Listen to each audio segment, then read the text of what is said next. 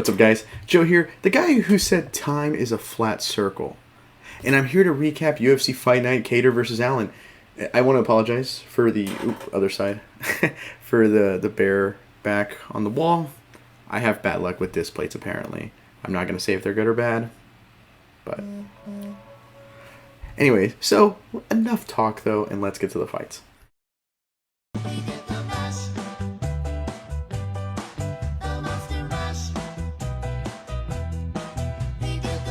In our main event of the evening, we have a Calvin Kattar and Arnold Allen in a featherweight scrap.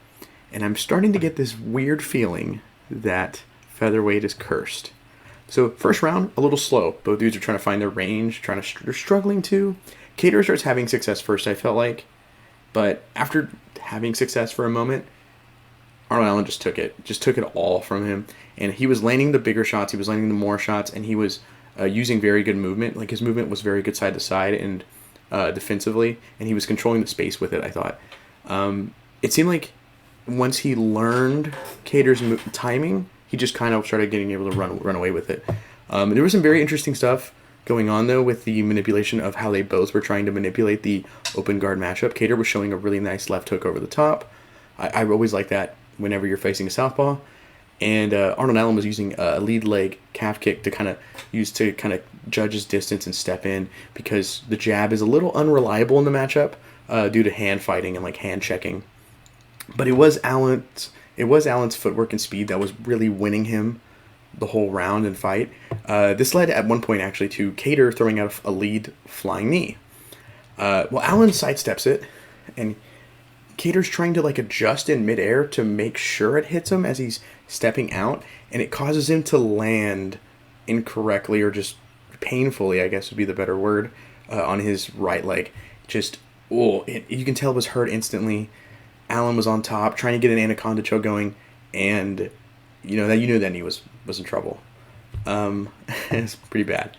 Well, sadly, the round ends, and Kattar is saying he's fine. Doctor even comes in. He's saying he's fine. 7 seconds into the second round, though, one low kick, and that's it. He just can't put the weight on it, and it's bad. Arnold Allen gets 10 straight wins, though. And it's kind of rough seeing this division lacking statements from its top contenders. Yair had a title chance take a hit because Ortega suffered a shoulder injury in that fight. And then Emmett, who probably has the biggest claim to a title shot, he had a controversial decision win over Kattar. Me personally, and I know other people, if you agree with the decision, I'm not saying that you're wrong for it. I'm just saying it's kind of a divisive decision against Kattar. And so we really want someone to just make that no, I'm the man, I'm the guy, here I am. Volkanovski, don't fight Islam because it's me. I'm the number one guy. And we're kind of lacking that right now. And I obviously, divisions will have their ups and downs. I'm not saying this is a down for the whole division. I'm just saying that it's kind of frustrating to see these top contenders not able to make that statement win to prove they're there.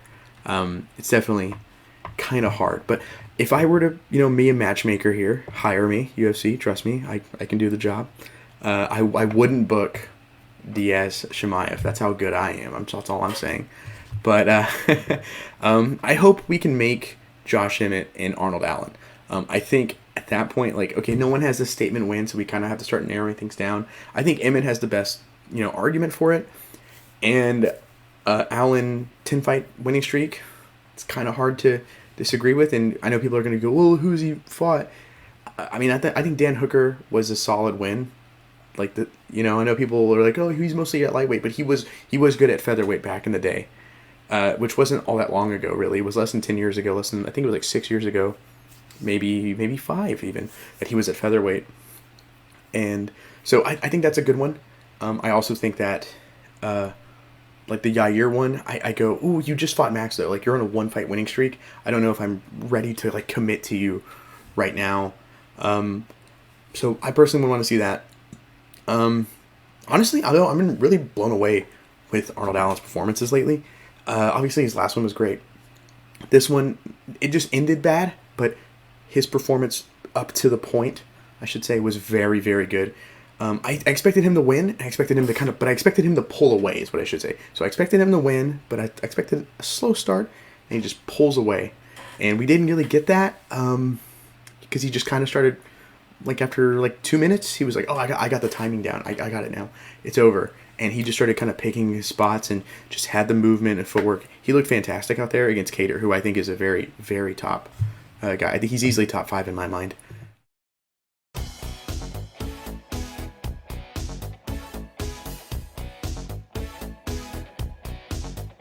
Let's move on to the next fight I wanted to talk about. This was a fight I saw a lot of people talking about on Twitter, but it was Dustin Jacoby versus Khalil Rountree. And, man, I think this was a bad decision. So I know the memory of Sean O'Malley getting Christmas early is still fresh in our minds, right? And this one isn't as bad, I think. But I still, just because it's not as bad doesn't mean it's not bad. And that's like my kind of thing here. So first round, a lot of action, a lot of output from Jacoby, who's just throwing like these quantity of strikes. Khalil is launching the bigger bombs, but he's missing often, and he's somewhat headhunting. He throws like a low kick here and there, but he's mostly just headhunting. And Jacoby is like tagging, like he's hand trapping, or he's hand trapping the hands and like snapping in an elbow, Tony Ferguson style Wing Chun stuff. Always love that. Always love hand traps. He's also like throwing multiple punches and combinations very well, and he's also attacking the body and attacking the legs, even, And I thought it was a good round for Jacoby. I mean, I'm scoring for him. I'm gonna be devil's advocate. I could kind of understand the way someone thinks Khalil Rountree won that round because they like the power more, I guess. Sure. Sure. Second round. Jacoby, he's taking more shots. His head movement is starting to slow down because his head movement was sublime and brilliant in the first round. But these shots don't seem to have that zip anymore. Like Khalil Rountree, seems like his gas tank is starting to fail him a little bit. And Jacoby's just kind of doing more of the same. He's just peppering him up. And while I do think he was taking more shots, I still think Jacoby, for sure. And again, devil's advocate. I mean, he was landing a little bit more, it seemed like. So, Rountree, if you think so, like, I guess. Third round, though, and this is Rountree looks instantly better. Like, it looks like his cardio it just took like a round break or something. His cardio looks a lot better. But then we start kind of falling into this rhythm, right, in the fight. And it's fantastic and entertaining. I'm not trying to say this rhythm is monotonous, but it was very entertaining. But Jacoby would land a ton of shots, all scoring, all landings, doing some damage. And then Rountree would miss like a couple, like 2 to 3 big shots, but then he would land that one. And that one would have like, not like an effect like where he's stumbling back, but he would go, ooh, okay, all right, stopped him in his place. A good enough power to stop him in his place.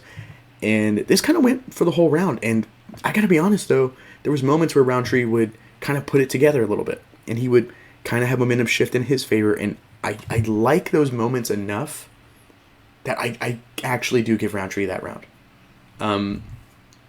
So, yeah, that's like the one round I honestly go, Rountree for sure in my mind kind of won that round. Again, on the flip side, I could understand someone saying Jacoby winning that round as well. It was an interesting one. But he gets the nod. Rountree got 2 of the 3 rounds, 29-28. He gets the win. And I can understand this argument for him. I just disagree. And I think it's a bad call, And I know, like, a lot of people say this. They go, you never leave it to the judges. You don't want to leave the rest of your paycheck in another guy's hands. You want to just take it yourself. And I agree with that statement. I think, if I was doing this, I wouldn't want that. I'd be going for the finish every time if I could.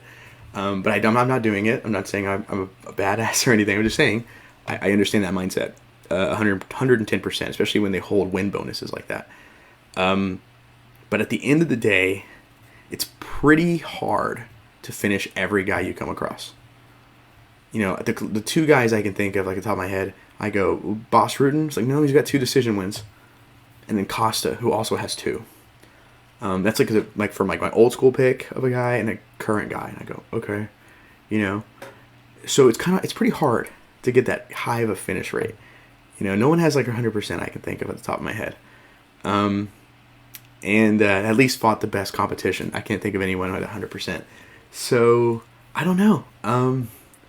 it's one of those things where, like, I'm not saying I do think we need a judge reform and like a scoring change, but it's definitely really frustrating seeing guys lose half their paycheck just because someone wasn't watching a fight. There's been cases of judges on the phone, you know. It was the Dominic Reyes John Jones card where the commentators even called out, like, that guy's on his phone. He's not watching the fight. You know, there's got to be something there, especially when the pay system is as bad as it is. Or if the pay system would be better if the judges weren't as bad. That's all I'm going to really say on it. I could talk about it forever. And for the rest of the card, here's some big fights I wanted to talk about. Roman Dolidze, I hope I'm saying his name right, knocked out Phil Hawes after injuring his leg with a leg lock. The ref didn't stop it. Like, he pulled his leg out, and it was clearly injured. And there was some protests, like, from Roman, like, hey, man, stop this fight. And the ref's like, finish him. Like, Shao Kahn'd him. Like, finish him. And he did. It was kind of cruel. And I normally I love my violence, man. I thought that was kind of disgusting. I thought it was horrible.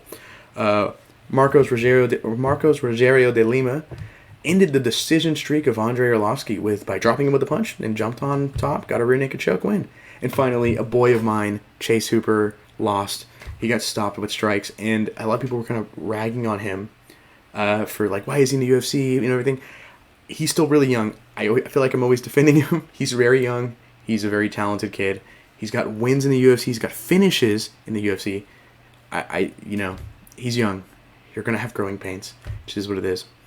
But that's it for me, guys. If you really miss me, then, I have a retro review on the main channel. I have several. You can always watch them. I always love doing them. They're fantastic.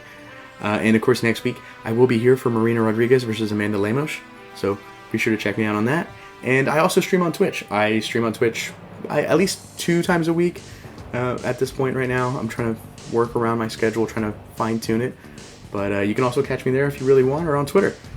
But anyways, I'm Joe with the INC. Thank you for watching.